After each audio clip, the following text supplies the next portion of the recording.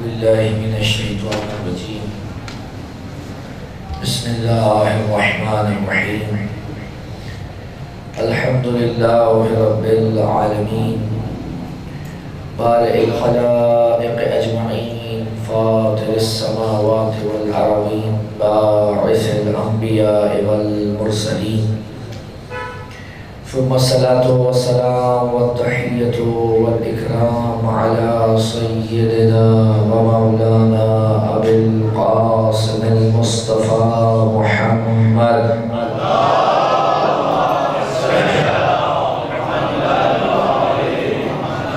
وعلى أهل بيته الطيبين الطاهرين المعصومين المظلومين المنتجبين المنتخبين ولعنة الله على أعدائهم أجمعين من الأولين والآخرين يا رب العالمين. أما بعد فقد قال سبحانه وتعالى في محكم كتابه المجيد أعوذ بالله من الشيطان الرجيم بسم الله الرحمن الرحيم إنما يريد الله ليذهب عنكم الرجس أهل البيت ويطهركم تطهيرا.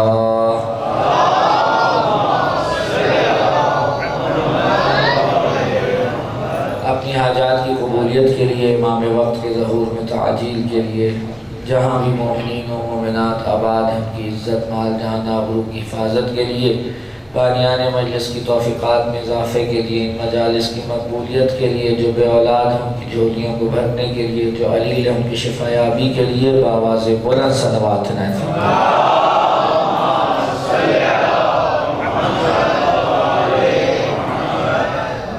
عزیزان محترم سلسلہ گفتگو کی آج دوسری نشست ہے اور کل گفتگو ائمہ ہدیٰ کی ترکیب کے ذیل میں ہو رہی تھی. کل گفتگو امامت کے عنوان سے اس نقطے پہ پہنچی تھی کہ امام ہر جگہ ایک سا نہیں ہوتا. ایک امام امام نار ہے تو دوسرا امام امام ہدایت.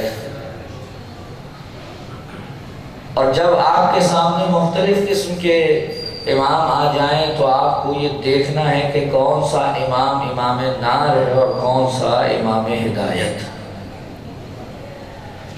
کیونکہ نجات آپ کو امام ہدایت دے سکتا ہے، امام نار نہیں دے سکتا. کل حضرت ابراہیم کی جو دعا ہے اس کے حوالے سے بھی گفتگو ہوئی. اجازت دیں تو آج اسی امام ہدیٰ کو ذرا آگے بڑھایا جائے. وہ کہ میں نے کل عرض کیا تھا کہ اس کے اندر بہت سے مطالب ہیں، لیکن اب کچھ کو بیان کروں گا اور کچھ کو چھوڑ دوں گا تاکہ اگلے ٹکڑے پہ جایا جا سکے. جب کہا گیا امام ہدایت تو اب اس میں خود ایک بحث یہ ہے کہ ہدایت کیا ہے اور اگر ہے تو یہ کتنی قسموں کی ہے. آج ہو سکتا ہے تقریر ذرا مکتبی گفتگو پہ مشتمل ہو کہ میں اپنے جوان بچوں کو سمجھا سکوں کہ جب ہم ہدایت کی بات کرتے ہیں تو ہدایت سے کیا مراد ہوتی ہے. ہدایت کہتے ہیں کسی کو ایسی راہ پر چلا کر منزل مقصود تک پہنچانا کہ اگر وہ نہ پہنچے تو اس کی زندگی کے فلسفے کا خاتمہ ہو جائے. یعنی اگر خدا نے مجھے خلق کیا ہے اور یقیناً خدا حکیم ہے اور حکیم کا کوئی بھی کام حکمت سے خالی نہیں ہوتا، تو سوال یہ ہے کہ اس نے مجھے کیوں خلق کیا ہے، اور اگر اس کیوں خلق کرنے کے جواب کو میں کھوج کر وہاں تک اس منزل مقصود تک پہنچنے کی زحمت نہ کروں تو اس کا مطلب یہ ہے کہ میرے وجود کا مقصد ہی حاصل نہیں ہوا. ہدایت آپ کو آپ کے اس مقصد سے روشناس کراتی ہے، اور جب اس مقصد سے روشناس کراتی ہے تو کل بھی جیسے میں نے عرض کیا ہدایت بس وہی کر سکتا ہے جو خود ہدایت یافتہ ہو. اگر خود کوئی اس قابل نہ ہو کہ ہدایت یافتہ ہو تو وہ دوسروں کی ہدایت نہیں کر سکتا. اب یہاں پر ایک بہت قیمتی نقطہ ہے جس کی طرف توجہ چاہوں گا. بعض اوقات ایسا ہوتا ہے کہ کوئی ہادی تو بنتا ہے لیکن اس کا ہادی بننا براہ راست نہیں ہوتا. مثال کے طور پر آپ کسی عالم دین کے پاس جائیں کوئی مسئلہ پوچھنے کے لیے دین کا، تو وہ آپ کو جب کوئی مسئلے کا جواب بتائے گا تو در حقیقت اس نے بھی آپ کی کچھ نہ کچھ ہدایت تو کی ہے نا. توجہ ہے کہ نہیں ہے؟ اسی طریقے سے آپ کسی مرجع کے پاس جائیں وہ آپ کو کچھ بتائیں، کسی آیت اللہ کے پاس جائیں وہ آپ کو کچھ بتائیں، تو کسی نہ کسی درجے پہ اس نے آپ کی ہدایت تو کی ہے نا. لیکن اس نے جو ہدایت کی ہے یہ ہدایت براہ راست حاصل نہیں کی گئی، توجہ فرمائیں، بلکہ یہ ہدایت جو اس تک پہنچی ہے بہت سے واسطوں اور وسیلوں سے پہنچی ہے، اور اس نے ان واسطوں اور وسیلوں سے پہنچنے والی ہدایت سے استفادہ کرتے ہوئے آپ کی ہدایت کی ہے. لیکن ایک ہدایت وہ ہے جو براہ راست بلا واسطہ ہوتی ہے. اصل ہادی تو بس خدا ہے اور بس. اصل ہدایت کرنے والا کون ہے؟ اللہ کی ذات ہے. اگر فقط اللہ ہادی ہے، توجہ فرما لیں ہم لوگ، تو بس اللہ کے سوا کوئی براہ راست ہدایت نہیں کر سکتا. ہادی جو اپنی ذات میں خود ہادی ہے، توجہ فرما رہے کہ نہیں؟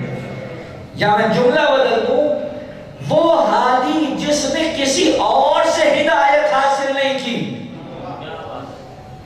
بلکہ وہ اپنی ذات میں خود بخود ہادی ہے، وہ بس اللہ ہے. اور اس کے بعد جتنے بھی ہادی ہیں، چاہے وہ نبی کی صورت میں ہوں، رسول کی صورت میں ہوں یا امام کی صورت میں ہوں، یہ سب کے سب ہدایت حاصل کریں گے اس ہادی سے جس کی ہدایت اپنی ہے اور اس نے کسی اور سے حاصل نہیں کی ہے. صرف ایک ہے جس کی ہدایت اپنی ہے، وہ ہے اللہ. اور اس کے بعد جسے وہ براہ راست ہدایت کرے اس کو کہتے ہیں عہدہ الہی پہ فائز امام یا نبی. بات واضح ہو رہی ہے؟ اسے کیا کہتے ہیں؟ امام، نبی یا رسول. معلوم اصل میں تو اللہ ہادی تھا، توجہ چاہوں گا، لیکن اللہ زمین پہ تو نہیں آتا. اللہ زمین پر نہیں آتا. جب زمین پر نہیں آتا تو کسی کو تو بھیجے گا. بھئی دو ہی چیزیں ہیں، یا تو خدا کر ہدایت کرے اور یا کسی کو بھیج کر ہدایت کرے.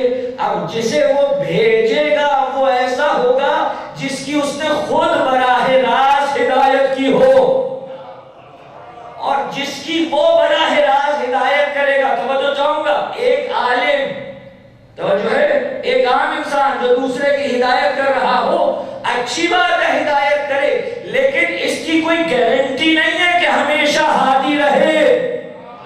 ہو سکتا ہے کہیں ہدایت کرنا چاہ رہا ہو لیکن گمراہ کر بیٹھے. لیکن جب اللہ کا بنایا ہوا ہادی ہدایت کرے گا تو گمراہ ہونے کا خدشہ نہیں.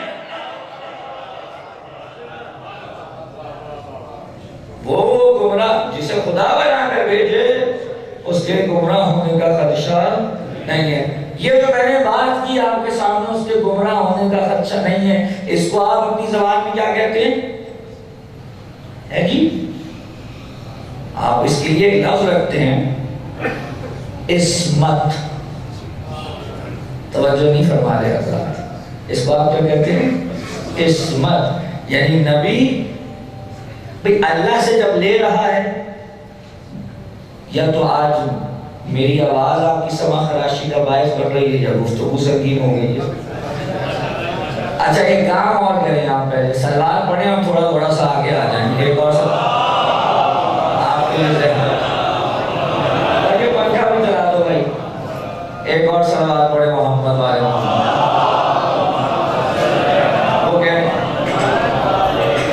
تو جو ہے نا حضرت، ایک اور سلوات چلائیں فرمان.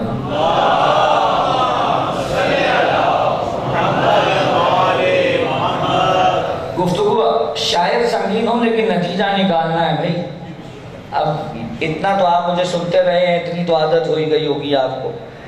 اللہ سے جب ہدایت لے اس وقت، اور جب ہماری طرف ہدایت کو منتقل کرے اس وقت، ان دونوں صورتوں میں ایک چیز بہت ضروری ہے، اور وہ کیا ہے؟ جب اللہ سے لے رہا ہو تب بھی خطا نہ کرے، جب ہم تک منتقل کر رہا ہو تب بھی خطا نہ کرے. کیونکہ اگر لیتے میں خطا کی تب بھی ہماری ہدایت نہیں ہوتی، اگر ہم تک منتقل کرنے میں خطا کی تب بھی ہماری ہدایت نہیں ہوتی. لہذا ہادی وہی ہو سکتا ہے جو نہ اللہ سے ہدایت لینے میں خطا کرے نہ ہم تک منتقل کرنے میں خطا کرے.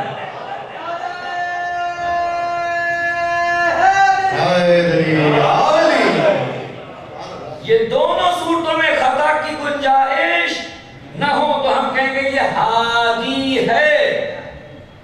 اور اب جو ہدایت کرے گا، اب ہدایت قسمیں بیان کروں پھر آگے واپس قسمت پہ آ رہا ہوں. ہدایت کی قسمیں حضور پیسے کو بہت سی تقسیمات کی جا سکتی، لیکن دو مرکزی تقسیم، دو حصے. وہ کیا؟ ایک ہے ہدایت جو ظاہری ہے، توجہ، ایک ہدایت ہے ظاہری جس کو ہم کہتے ہیں ہدایت تشریعی. یہ کیا ہے؟ یہ اللہ نبی بھیجے گا، اللہ رسول بھیجے گا اور ان کے ذریعے سے اپنا دین، اپنا نظام آپ تک پہنچائے گا اور کہے گا اس پر عمل کرو، اگر اس پر عمل کرتے ہو یہ حکم دیں گے تو تم نجات پا جاؤ گے. اس کو کہتے ہیں ہدایت تشریعی. اور ایک ہدایت وہ ہے کہ جو اس کے علاوہ بھی ہے، اسے کہتے ہیں ہدایت تکوینی. توجہ فرمائیں. میں مثال دوں اپنے جوانوں کے لیے. مثلا مجھے رضوی صاحب کے گھر جانا ہو اور انہوں نے کہا ہو کہ آپ آ جائیں، ہمارے یہاں آپ کی دعوت ہے. اب مجھے نہیں معلوم کہ ان کا گھر کہاں ہے، بس یہ کہہ دیا فون پہ کبھی دعوت ہے آ جائیے گا. تو ایک طریقہ ہے دعوت تو یہ ہے کہ یہ کہے کہ بھئی فلاں جگہ پہ میرا گھر ہے، یہ پتہ آپ آ جائیں. اور ایک یہ ہے کہ یہ خود میرے گھر آئیں، میرا ہاتھ پکڑیں اور مجھے مقام تک لے کر جائیں. بات واضح ہو رہی ہے؟ یہ جو ہدایت تشریعی ہے یہ پتہ بتاتی ہے، یہ پتہ تو بتاتی ہے لیکن ہاتھ پکڑ کر لے جاتی نہیں ہے. لیکن جو ہدایت تکوینی ہے وہ ساتھ میں نہ فقط یہ کہ پتہ بتاتی ہے بلکہ ہاتھ پکڑتی ہے اور لے کے وہاں تک پہنچ جاتی ہے. فرق جانتے کیا ہے؟ پہلی والی میں خطا کی گنجائش ہے. ہو سکتا ہے کہ مجھے جو پتہ بتائیں میں ڈھونڈتا رہوں، نہ پہنچ سکوں، یا جس وقت پہنچنا تھا اس وقت نہ پہنچ سکوں. لیکن اگر یہ میرا ہاتھ پکڑ کر لے کے جائیں گے تو نہ کبھی دائیں ہوں گا نہ کبھی بائیں ہوں گا، اصل منزل مقصود تک پہنچ جاؤں گا. اللہ نے دونوں قسم کی ہدایتیں رکھی ہیں. کب پہلی ہدایت تشریعی میں دین بھیجوں گا، پتہ بتاؤں گا کہاں ہے، اس کے بعد امام ہادی بھیجوں گا جس کو قلوب کے اوپر دسترس ہوگی، جو ہدایت تشریعی سے فائدہ اٹھا لے گا وہ امام کی ہدایت تکوینی سے مجھ تک پہنچ جائے گا.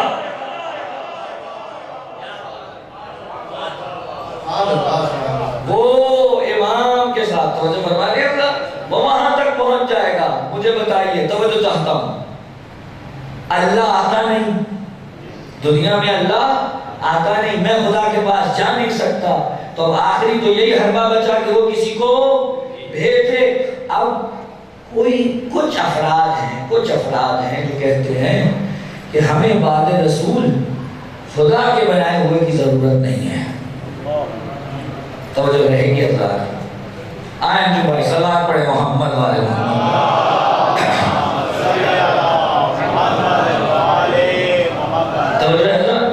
بعض لوگوں کا کہنا ہمیں بعد رسول خدا کے بنائے ہوئے کی ضرورت نہیں، اور ہمارا کیا کہنا ہے؟ ہم کہتے ہیں نہیں، زمین و آسمان کے درمیان ایک رابطہ چاہیے۔ امام فقط حکومت کرنے کے لیے نہیں چاہیے، امام زمین و آسمان کے درمیان برائے رابطہ چاہیے۔ اور اب کوئی کہے کہ نہیں بنا کر کے، کسی کو معین کر کے نہیں گئے، تو ہم توجہ فرمائیں گے اللہ۔ دیکھیے جب آپ بار بار کہتے ہیں اللہ مجھے صراط مستقیم پر رکھ، یا مجھے صراط مستقیم کی طرف لے جا، جو بھی ترجمہ کریں، تو جب آپ صراط کہتے ہیں اور مستقیم کہتے ہیں تو اس کا منطقی معنی کیا بنتا ہے؟ دو نقطوں کے درمیان مختصر ترین راستہ۔ توجہ نہیں فرما رہے اللہ، توجہ ہے بھئی؟ صراط مستقیم سیدھا راستہ نا، سیدھا راستہ کون سا ہوگا؟ مثلا ایک یہ نقطہ، ایک یہ نقطہ ہے، ان کے درمیان جو مختصر ترین راستہ ہوگا کہیں گے یہ کیا ہے؟ صراط مستقیم۔ جیسے آپ کہیں گے کوئی راستہ ہے تو اس کی کوئی انتہا بھی ہوگی، کوئی انتہا بھی ہوگی۔ سوال یہ ہے کہ جسے آپ صراط مستقیم کہتے ہیں اس کی ابتدا کیا ہے، اس کی انتہا کیا ہے؟ دعا تو سارے مانگ رہے ہیں نا کہ ہمیں صراط مستقیم پہ قائم کر، ابتدا کیا ہے، انتہا کیا ہے؟ ابتدا ہے بندہ، انتہا ہے پروردگار۔ توجہ نہیں فرما رہے اللہ، ابتدا ہے بندہ، انتہا ہے پروردگار۔ جو بندے کو رب سے ملائے وہ ہے صراط مستقیم، جو بندے کو رب سے ملائے وہ ہے صراط مستقیم۔ اب بہت مشکل تھی کہ لوگ مساجد میں پھنس کر کبھی دائیں تو کبھی بائیں ہوتے، اور صراط مستقیم دائیں بائیں نہیں ہے، وہ ہے سیدھا راستہ۔ اس لیے پیغمبر نے کہا ہم تمہاری مشکل آسان کرتے ہیں، علی هو الصراط المستقیم۔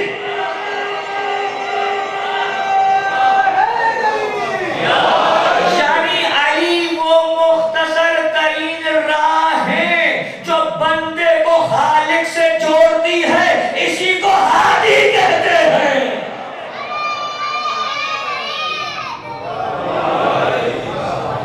اس کو ہادی کہتے ہیں جو بندے کو خدا سے جوڑتے۔ توجہ ہے؟ بلا وجہ کے الزامات ہم پر لگائے جاتے ہیں کہ نعوذ باللہ یہ علی کو خدا سمجھتے ہیں۔ نہیں، ہم علی کو خدا نہیں سمجھتے، خدا تک پہنچنے کا وسیلہ سمجھتے ہیں۔ ہم نے کبھی علی کو خدا نہیں کہا، جو علی کو خدا کہتے ہیں ان کی خود علی سے نہیں بنتی، چاہ جائے کہ ہم سے بنے۔ صلوات پڑھے محمد و آل محمد۔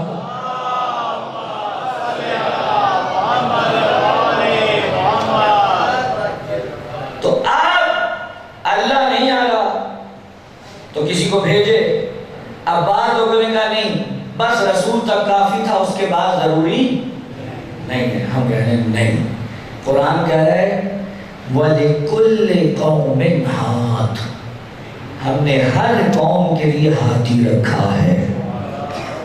توجہ ہے کہ نہیں؟ ہم نے ہر قوم کے لیے ہادی رکھا ہے۔ جب ہر قوم کے لیے ہادی ہے تو بعد پیغمبر کیوں نہیں چاہیے؟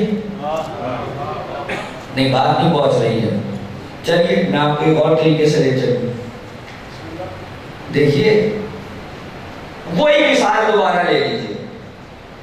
اگر یہ چاہتے ہیں، رضوی صاحب اگر چاہتے ہیں، توجہ ہے، کہ میں واقعاً ان کے گھر دعوت میں پہنچوں اور یہ دل سے دعوت دے رہے ہیں، فقط ٹال نہیں رہے، ٹھیک ہے؟ توجہ ہے، یہ دل سے دعوت دے رہے ہیں، ٹال نہیں رہے، تو یہ فقط یہ کہہ کر کہ آ جائیے گا نہیں چھوڑیں گے بات کو، بلکہ ان کی جس قدر طلب شدید ہوگی اتنے ہی انتظامات شدید کریں گے، ٹھیک ہے؟ جس قدر طلب شدید اس قدر انتظامات شدید ہوں گے۔ انتظامات میں کیا کر سکتے ہیں؟ یہ گاڑی بھیج سکتے ہیں ڈرائیور کے ساتھ کہ بھائی آپ اس میں بیٹھ کر آئیے گا، سیدھا یہ آپ کو میرے دروازے پر اتارے گا۔ خدا کیا بندوں کی ہدایت کا طالب ہے یا نہیں؟ خدا بندوں کی ہدایت کا طالب ہے یا نہیں؟ ہے۔ اگر ہے تو فقط تھیوری سے کام نہیں چلے گا۔ اگر خدا ہدایت بندگان کا طالب ہے تو فقط تھیوری سے کام نہیں چلے گا۔ ضروری ہے کہ وہ کوئی ایسی سواری مہیا کرے کہ جس پر سوار ہو کر میں بڑے تیز قدموں سے قرب الہی کے زینوں کو طے کرتا ہوا نجات کے دروازے پر پہنچ جاؤں اور مجھے میری حیات کا فلسفہ مل جائے۔ اگر ایسا ہے تو خدا یہ کبھی نہیں کرے گا۔ رسول تم تو آ جاؤ لیکن امت کو بغیر کسی ہادی کے چھوڑ دو۔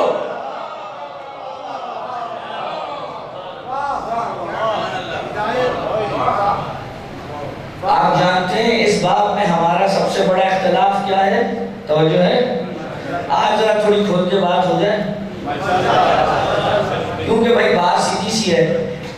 ہم کسی کو کچھ کہنے کے حق میں نہیں ہیں، لیکن کم از کم اپنا عقیدہ تو ہم اپنے لوگوں میں بیان کریں نا، تاکہ ہمارے بچوں کو پتہ تو چلے کہ بھائی اصل عقیدہ امامت کیا ہے۔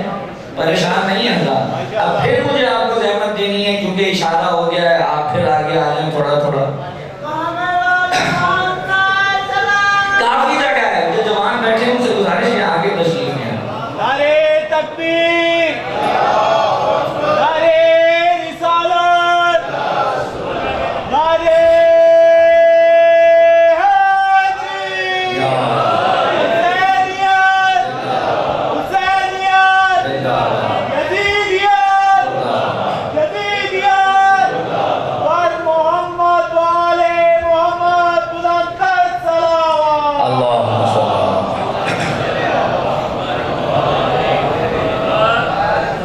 کسی سے مطلب ہاں، لیکن ہم اپنے جوانوں کے لیے اپنا عقیدہ تو بیان کریں گے نا۔ اور میں کل عرض کر چکا ہوں، جناب سیدہ نے تو فرمایا ہے کہ عقیدہ امامت جو ہے وہ تفرقہ پیدا نہیں کرتا، وہ تو جوڑتا ہے۔ کیونکہ اگر امام کا پتہ نہیں چلے گا تو پھر دائیں بائیں گھومتے پھریں گے۔ تو اب سوال یہ کہ کیا واقعی پیغمبر کسی کو چھوڑ کے نہیں گئے؟ چلیے مانا، دو لمحے کے لیے مانا نہیں چھوڑ کے گئے۔ اگر پیغمبر نہیں چھوڑ کے گئے تو پھر کسی اور کو بھی چھوڑ کر نہیں جانا چاہیے۔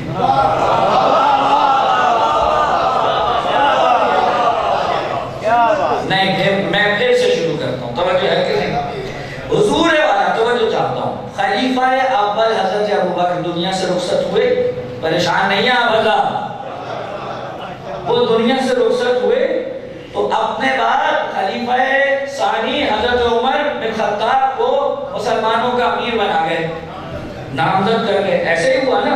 اور روایات میں بخاری مسلم میں ہے کہ حضرت عائشہ نے حضرت عبداللہ بن عمر کو دوڑایا اپنے والد کے پاس کہ ان سے جا کے کہو کہ دیکھو امت اسلامیہ میں کسی کو امیر معین کر کے جائیں، یہ نہ ہو کہ وہ امت کو بھیڑ بکریوں کی طرح چھوڑ کے چلے جائیں۔ بات نہیں پہنچ رہی ہے۔ کہاں بغیر امیر معین کیے نہ جائیں، یہ ایسا ریوڑ نہ ہو جائے جس کا کوئی کڈریا نہ ہو، ان پہ کوئی معین کر کے جائے۔ اور وہ بھی گئے کہاں مجھے معلوم ہے، خلیفہ ثانی حضرت عمر بن خطاب جب اس دنیا سے رخصت ہو رہے تھے، توجہ میری طرف ہے، تو انہوں نے ایک شورا معین کی جس میں 6 افراد کو رکھا اور کہا کہ ان 6 میں سے کسی ایک کو چن لیا جائے۔ توجہ ہے، میں سے اتنا سوال کرنے کا حق رکھتا ہوں کہ کس بنا پر خلیفہ اول نے خلیفہ دوم اور خلیفہ دوم نے شورا کو معین کیا؟ کوئی وجہ تو ہوگی نا، اور وہ وجہ حضرت عائشہ نے بیان کی ہے کہ بھائی امت کا کچھ لحاظ کرو، کچھ پاس کرو، اگر تمہیں ذرا بھی درد دل ہو امت کا تو تم انہیں تنہا چھوڑ کر نہیں جاؤ گے۔ تمہیں کیا سمجھوں کہ اصحاب پیغمبر کو امت کا اصحاب سے زیادہ درد تھا؟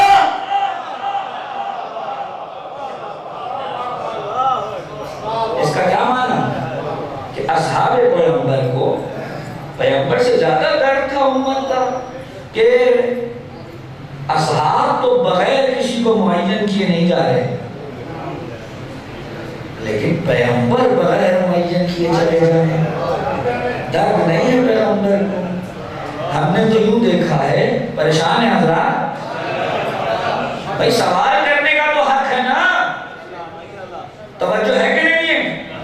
یہ درخت، کسی پیپل کے درخت کے نیچے اگر کوئی شخص اپنی کرسی لگا کے بیٹھ جائے، سامنے شیشہ لگا کے، اور کہے جی میرے پاس کچھ اوزار ہیں اور میں یہ فلاحی سر انجام دے سکتا ہوں، اگر آپ نے اپنی ریش اور سر کے بال بنوانے ہوں تو آئیے، تو جو ہے نائی کی دکان کھول کے بیٹھ جائے وہ، اور اچانک سے اسے فون آئے کہ میاں جلدی سے ایمرجنسی ہے، 1 منٹ نہیں لگا کہ واپس پہنچو، اور اس کے پاس اتنا بھی وقت نہ ہو کہ وہ اپنی دکان سمیٹ پائے، تب بھی جاتے ہوئے وہ یہ کہہ کے کسی کو جائے گا ذرا دھیان رکھنا ہے۔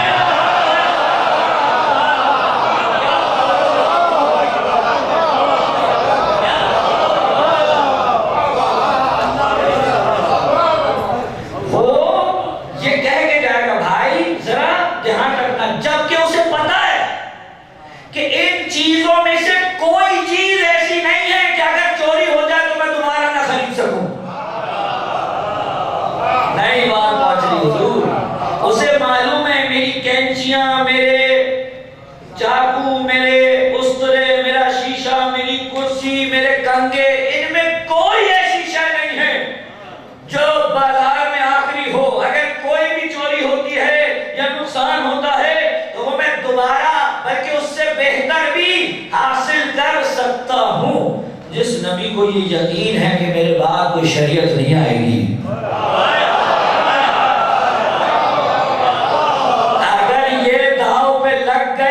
تمام انبیاء کی محنتیں ضائع ہو جائیں گی۔ تو جتنا عقل مند خود کو سمجھتے ہیں، کم از کم اتنا تو پیغمبر کو بھی سمجھے۔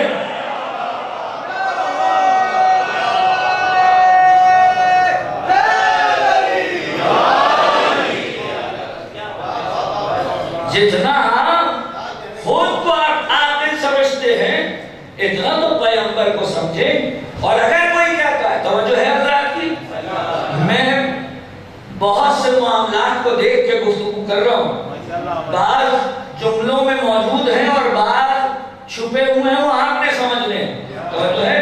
اگر کوئی کہتا ہے کہ نہیں پیغمبر اس قدر لوگوں کی تہذیب نفس فرائض سر انجام دے کے گئے تھے کہ کسی کو معین کرنے کی ضرورت نہیں تھی، تو یہ تہذیب نفس فقط 2.5 سال کیوں چلی؟ میں آپ مجھ سے کیا چاہ رہے ہیں؟ یہ فقط 2.5 سال تک کیوں رکی؟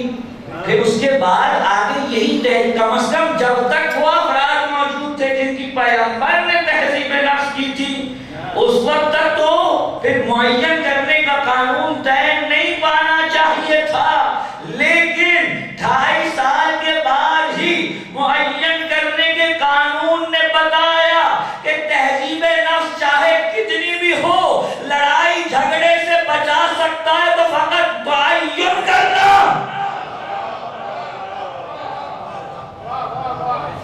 نہیں، بات نہیں پہنچ رہی ہے۔ تمام عالم اسلام سب متفق ہے کہ ایک آئے گا جو نجات دے گا، مسلمانوں کو عزت بخشے گا۔ اب وہ پیدا ہوا ہے یا ہوگا، چلیں اس سے بحث نہیں، لیکن آئے گا جو نجات دے گا۔ عقیدہ محدودیت تمام عالم اسلام کا مشترکہ متفق علیہ عقیدہ ہے، توجہ ہے نا حضرات کی؟ اچھا، یعنی آپ کا یہ عقیدہ ہے کہ وہ آ کر مسلمانوں کو عزت دے گا اور مسلمانوں کو جو ہے وہ راحت کا سانس نصیب ہوگا، اسلام کا بول بالا ہوگا، ایسے ہی ہے؟ تو چلیے چھوڑیے، بلا وجہ میں انتظار کرتے سارے مسلمان اکٹھے ہوں، سارے مسلمان ممالک اکٹھے ہوں، بڑے بڑے علماء کو اکٹھا کر دیں کسی ایک جگہ پر، ان سے کہیں بھائی ابھی ان میں سے کوئی ایک امام مہدی بنا لیں، بنائیں۔ اول تو کوئی اس پر راضی نہیں ہوگا، ہو بھی جائے گا تو متفق نہیں ہوں گے۔ جو علی پہ متفق نہ ہوئے ہوں بنا لیجیے، سب اکٹھے ہو جائیں، ایک کو معین کرے گا نہیں ہم نہیں کریں گے، تو پھر کون کرے گا؟ کون کرے گا؟ اللہ کرے گا۔ تو جب 12ویں منزل پہ اللہ کے منتظر ہیں تو پہلی منزل پہ کیوں نہیں کیا؟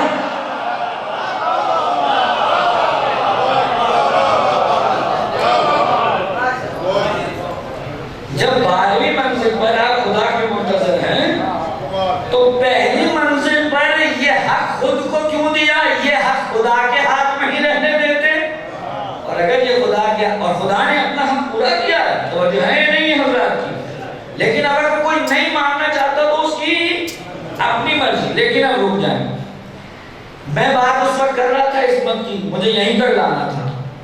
ہم نے کیا کہا؟ میں کہا نہیں خدا چنے گا۔ کیوں؟ کیونکہ دو شرطیں ہیں، خصوصیات نہیں کہہ رہا ہوں، شرطیں ہیں امام کے لیے ہمارے یہاں، اور وہ کیا شرطیں؟ ایک معصوم ہو، دوسرا افضل ہو، تو جو ہے، اور افضل کس چیز میں؟ ہر شے میں، علم میں، شجاعت میں، زہد میں، تقوی میں، عدالت میں، ہر چیز میں، یعنی جتنی بھی صفات کمال ہیں ان سب میں سب سے فضیلت رکھتا ہو، بڑھ کر ہو، افضل ہو۔ یہ انسانوں کو کیسے پتا چلے گا؟ کون معصوم ہے کون نہیں آپ کو کیسے پتا چلے گا؟ بتائیں نا، آپ کو پتا چلے گا؟ تو اگر اللہ بتائے گا تو اسی کو تو اللہ کا معین کرنا کہتے ہیں۔ اگر اللہ بتائے گا یا رسول بتائے، بھئی جو معصوم ہے وہی جان سکتا ہے کہ کون معصوم ہے۔ تو ایک پیغمبر بتائیں گے کہ یہ معصوم تو اللہ کا معین کرنا کہتے ہیں۔ تو دو شرطیں ہو گئی، کون سی جی؟ عصمت، افضلیت، یہ دو ہو گئی شرطیں۔ اور اب ان دو شرائط کی وجہ سے انتخاب کا راستہ بس ایک، اور وہ کیا ہے؟ اللہ خود معین کرے۔ لیکن جن کے ہاں یہ شرطیں ہوئی مفقود، اب ان سے پوچھتے ہیں کہ آپ بتائیں کہ کس طرح تعین کیا جائے۔ میں بڑی ذمہ داری سے عرض کر رہا ہوں، عام طور پہ ممبر سے یہ گفتگو نہیں ہوتی، معلوم تو ہو کہ دونوں طرف کا عقیدہ امامت کہتا کیا ہے۔ آپ جائیے المواقف اٹھائیں، شرح المواقف اٹھائیں، آپ جائیں المقاصد اٹھائیں، شرح المقاصد اٹھائیں، اس کے اندر ہی واضح آپ کو مل جائے گا۔ کب اب تعین کی راہ کیا ہے، کیسے معین کریں؟ اصول معین کا تعین کیا ہے؟ کہ یا تو اجماع ہو جائے،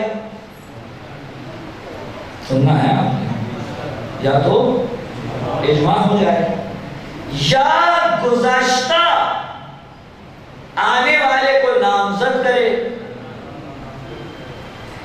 اور یا کبھی کسی کے دل میں خیال آئے کہ یہ جو موجودہ ہے یہ اچھا نہیں ہے، اور اس کا دل میں خیال آئے کہ نہیں مجھے زیادہ حق ہے، میں حاصل کرتا ہوں یہ کرسی، یہ خلافت، اور وہ اٹھے اور اس کے خلاف خروج کرے، تو جب تک خروج کر کے جیتے گا نہیں تو باطل پہ ہے، اور جیسے ہی اسے قتل کر کے کرسی پہ آئے گا تو حق ہو جائے گا۔ ٹھیک ہو گیا؟ تین، میں ذمہ داری سے عرض کرتا ہوں، یہ تین رائے، اجماع،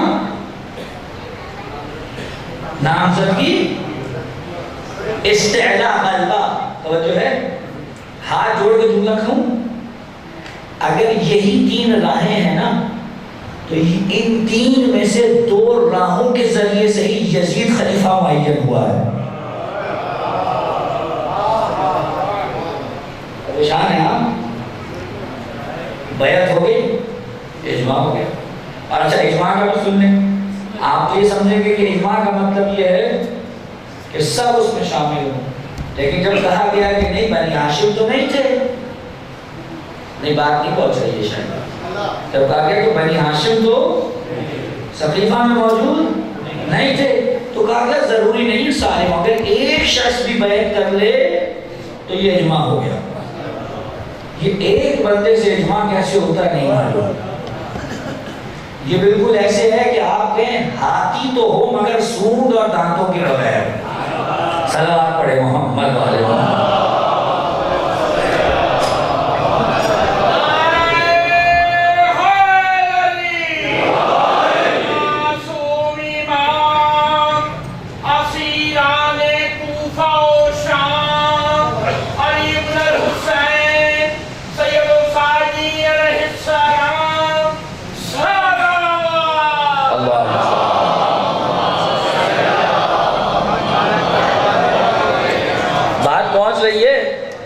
دبے لفظوں میں کہہ رہا ہوں، اگر یہی تین راہیں ہیں معین کرنے کی تو یزید میں دو موجود ہیں، ایک بیعت ہو گئی ہے، دوسرا گزشتہ خلیفہ نامزد کر گیا ہے۔ تو اب یہ ہے وہ ہڈی جو نہ نگلے چین ہے نہ اگلے چین ہے۔ اب آپ سے کہہ رہا ہوں یہ وہ ہڈی ہے جو نہ نگلے چین ہے نہ اگلے، اور یہ بات وہ پہلے کہہ چکے ہیں کہ اگر خلیفہ فاسق و فاجر ہو جائے تب بھی اس کے خلاف خروج نہیں کیا جا سکتا۔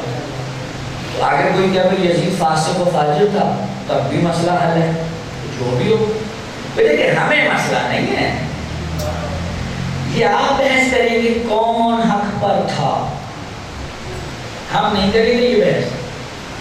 خدا طریق رحمت کرے آیت اللہ محمد حسین تہرانی کو، انہوں نے اپنی کتاب امام شناسی میں کیا خوبصورت جملہ لکھا کہ جب بھی آپ یہ کہتے ہیں نا امام علی حق پر تھے، اس کا مطلب یہ کہ ایک حق ہے اور ایک علی ہے، یعنی حق اور ہے اور علی اور ہے۔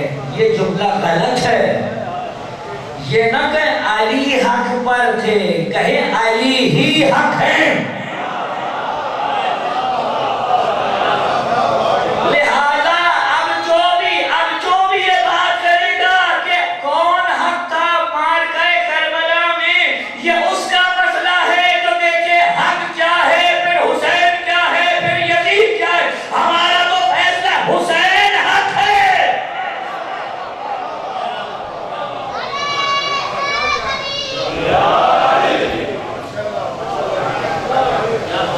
یہ ہمیں مشکل نہیں ہے تو کوئی ہم سے کہتا پھر کیا ہوگا، نہیں حضور ہم نے تو پہلے دن سے امام کو کہا امام بذات خود حق ہے۔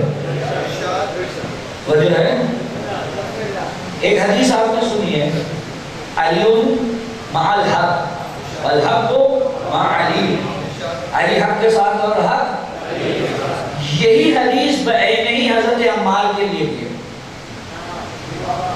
اب جب یہ حدیث آپ پیش کرتے ہیں تو لوگ کہتے ہیں اگر آپ اس سے عصمت ثابت کرنا چاہتے ہیں تو پھر عمار کو بھی معصوم مانیں، مانتے ہیں؟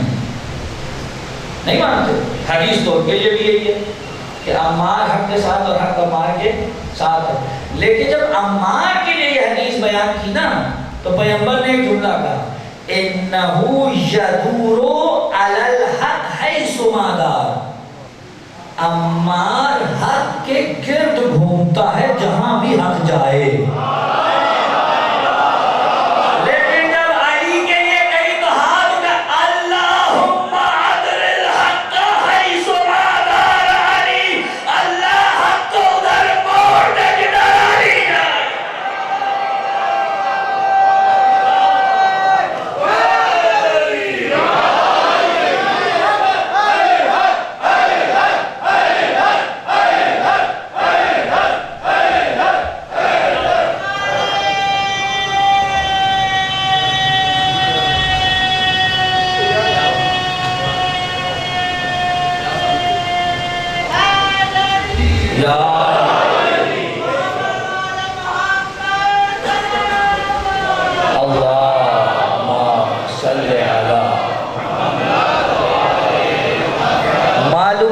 عمار کا تو سب دنیا کی کمائی میں سے کمائی ہوئی کمائی یہ ہے کہ وہ اس حق کو جسے علی کہتے ہیں اس کے گرد گھومتا ہے، اور عمار نے اس کا فیصلہ جنگ صفین میں کیا۔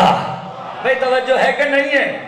تو اچھا دیکھیے یہ بھی عجیب ہے، وہ اور ہوں گے جنہیں حق و باطل میں معیار کے طور پہ عمار کو دیکھنا پڑے کہ عمار کس طرف ہیں، وہاں حق ہے، وہ آپ کا مقیاس ہوگا، ہمارا معیار علی ہے۔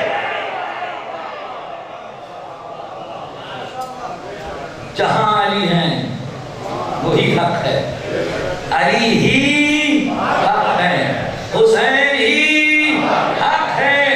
اب ہم سے نہ کوئی کہے کہ اب کیسے فیصلہ آپ کریں۔ اگر یزید کو، جملہ کہتا ہوں سربستہ کہوں گا، اگر یزید کو ان دو راہوں سے چنا جائے اور اسے آپ پھر بھی خلیفہ ماننے کو راضی نہ ہو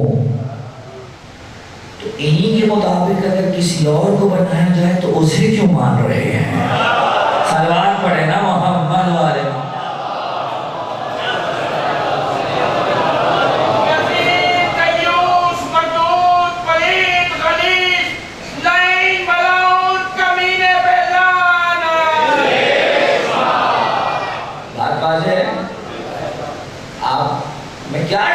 اب بحث چھڑ گئی امامت پر، میری بھی طبیعت میں چل گئی، یہاں تک گفتگو آ گئی، میں تو ہدایت سے پھر پرے جانے والا تھا، لیکن چلیں ہم کھنچ گئی ہے۔ یہ تو کچھ لوگوں کو ابھی درد اٹھا ہے تازہ تازہ یزید زادہ بننے کا۔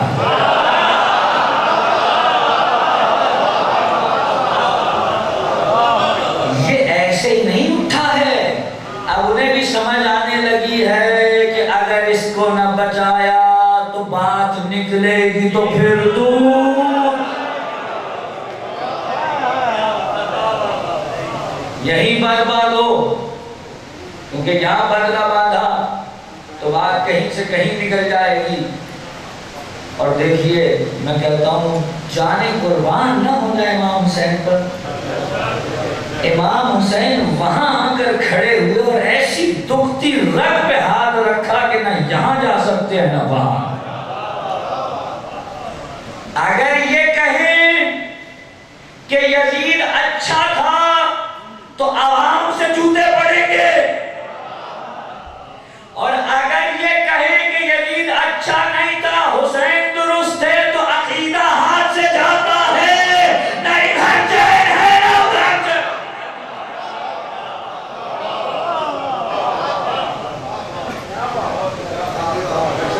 اور میں اپنے اہل سنت برادران سے یہ جملہ دس بستہ احترام و ادب کے ساتھ کہوں گا کہ حضور آپ حسینی اگر خود کو سمجھتے ہیں تو پہلے تو خدا کا شکر کریں، اور خدا کا شکر کرنے کے بعد ہمارا شکریہ ادا کریں۔ خدا کا شکر کریں، ہمارا شکریہ کریں کہ ہم نے آپ کو یزیدی بننے نہیں دیا، ورنہ آپ کے کچھ ایسے ملا تھے جنہوں نے آپ کو یزیدی بنانے میں کوئی کسر چھوڑی نہیں تھی۔ یہ ہم ہیں کہ جنہوں نے بطفیل پروردگار، بطفیل شہادتن حسین کی عزا ایسے برپا کی کہ چاہ کر بھی یزید کو ہیرو نہیں بننے دیا۔ ابھی جو یہ بنانے کی ناکام کوشش کر لیں، اور ہم کسی سے نہیں کہیں گے کہ بھئی یزید کو برا کرو، نہیں، اچھا کہو، سب مل کر اچھا کہو، کم از کم اس سے اتنا طے پائے گا کہ آپ کے یہاں اچھا ہونے کا معیار کیا ہے۔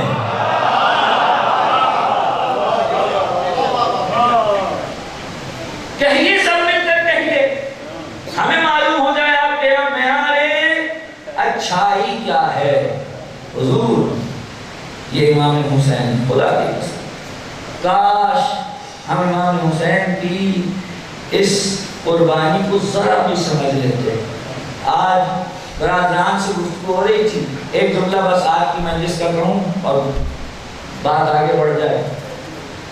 امام حسین نے جو کام کیا ہے نا، کبھی سوچئے گا کہ کیا ہو گیا، کتنی بڑی بڑی تحریکیں اٹھی ہوں گی، کتنے کتنے لوگ کٹ کے مر گئے ہوں گے، بچے مرے، جوان مرے، عورتیں مری، بوڑھے مرے اس 1400 سالہ تاریخ میں، لیکن کوئی بھی حسین جیسا نام نہ کما سکا۔ حتیٰ اگر کسی کو اپنی تحریک اٹھانے کی ضرورت بھی پڑی اور اس تحریک کو کوئی سہارا دینے کی ضرورت پڑی تو اسے پوری تاریخ میں حسین کا سہارا ملا، اور جو بھی خود کو مظلوم کہتا ہے وہ جا کے کہتا ہے میں حسینی ہوں۔ بھئی توجہ نہیں ہے حضرات، یعنی جیسے حسین ایک بڑے چراغ کی مانند ہیں جسے خدا نے جلایا ہے، اور ہر گھر کا شخص اس سے جا کر اپنے حساب سے روشنی لے لے کے آ رہا ہے۔ اپنے گھر کا چراغ ہر کوئی جلا رہا ہے حسین کے چراغ سے، لیکن کبھی سوچئے کیا تھا حسین کے پاس کہ جو اتنا بڑا سفر طے کروا گیا، اور اس کے سائے میں دین خدا آج بھی پھل پھول رہا ہے۔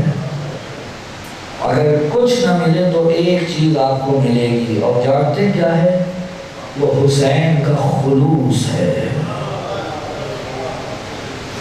میرا آقا حسین بارگاہ خدا میں رکھتا تھا۔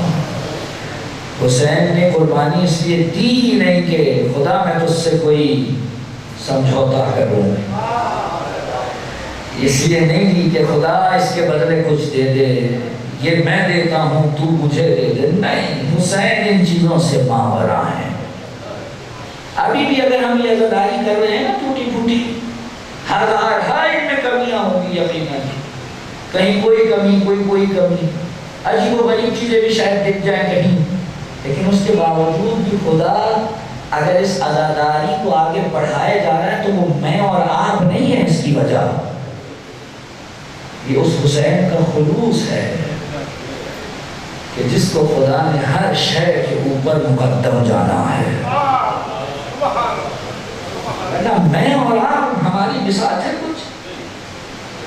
سوچئے حسین نے تو علی اکبر کے کلیجے سے برچھی کھینچ کے بھی یہ نہیں کہا خدا اس کے بدلے کیا دے گا۔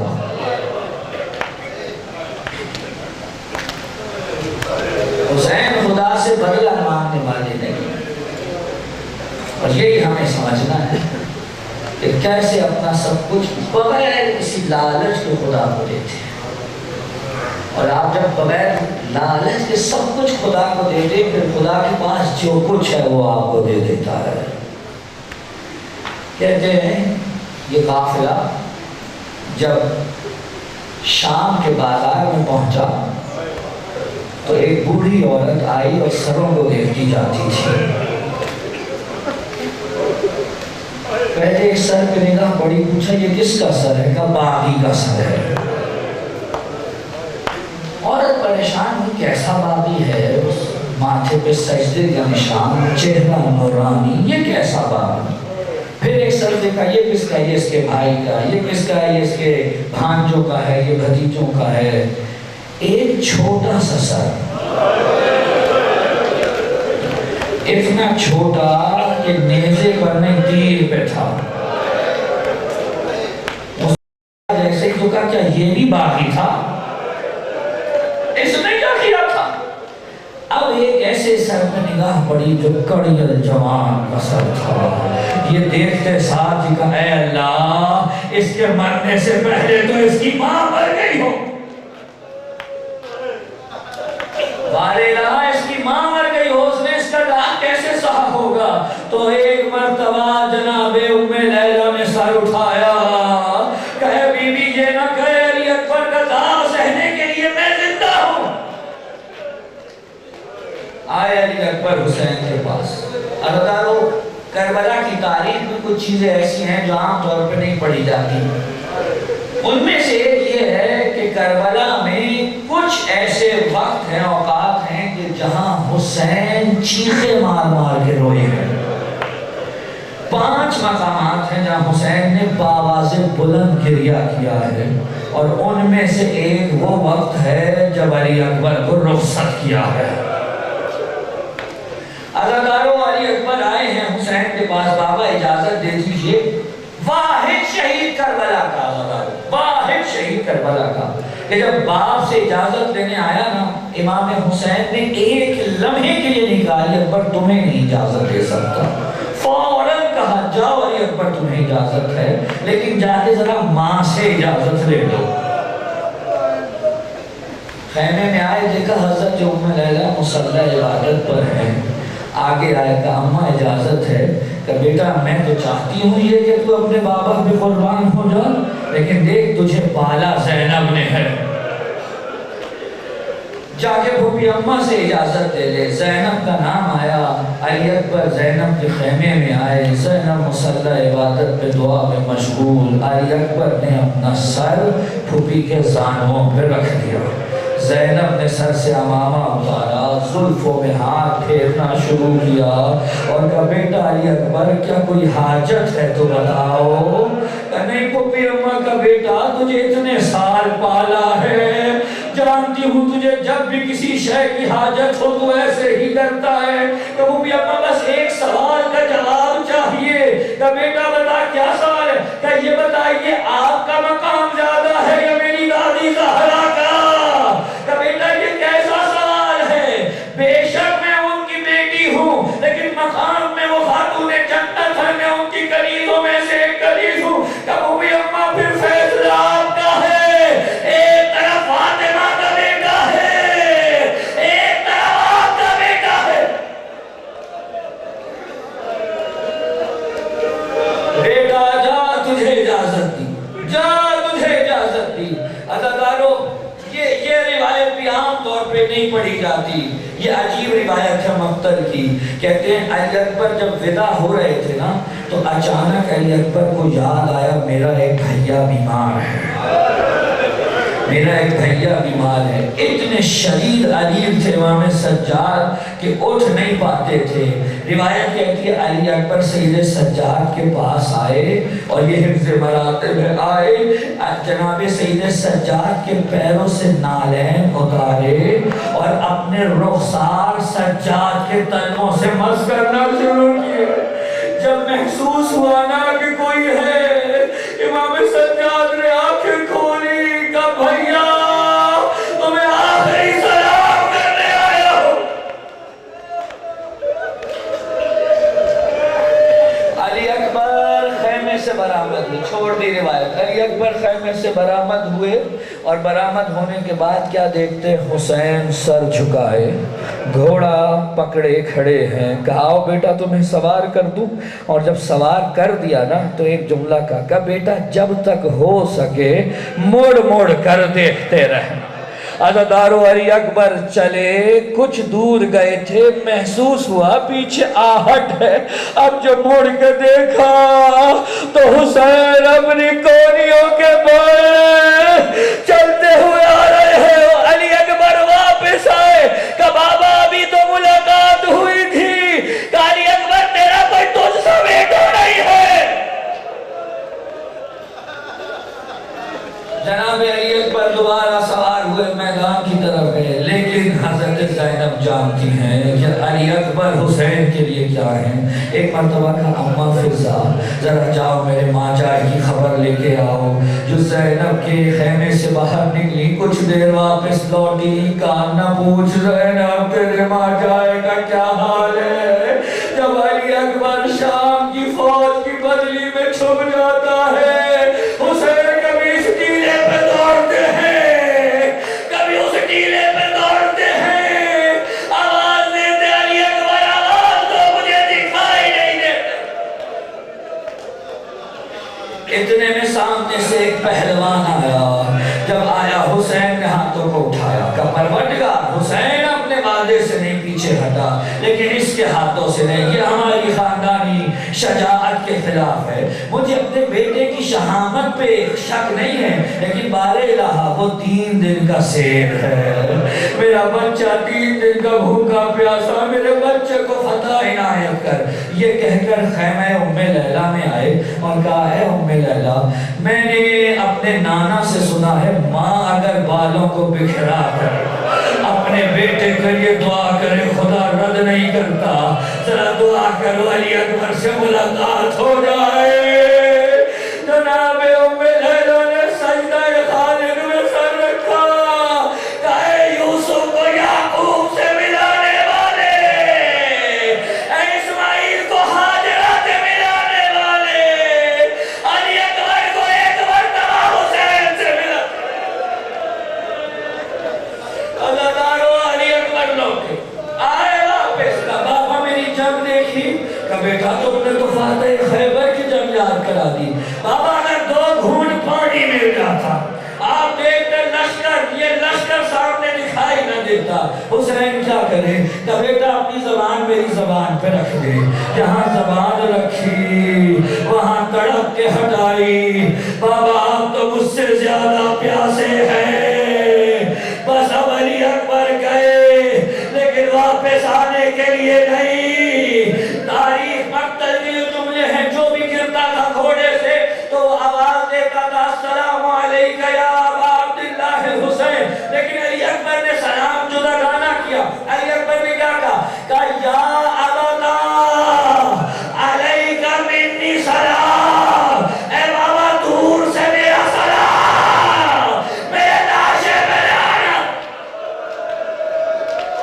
اور حسین نے ایک مرتبہ سر اٹھایا، کہا علی اکبر تیرے بعد اس دنیا پہ خال، اب حسین کو دکھائی نہیں دیتا، پہنچے علی اکبر کے لاشے پر، دیکھا جوان ایڑیاں رگڑ رہا ہے، کہا بیٹا میں بوڑھا ہوں، مجھے زیادہ زحمت نہ دینا، اپنے ہاتھوں کو میری گردن میں حمائل کر دو، میں کھینچتا ہوا خیمے میں لے جاؤں گا۔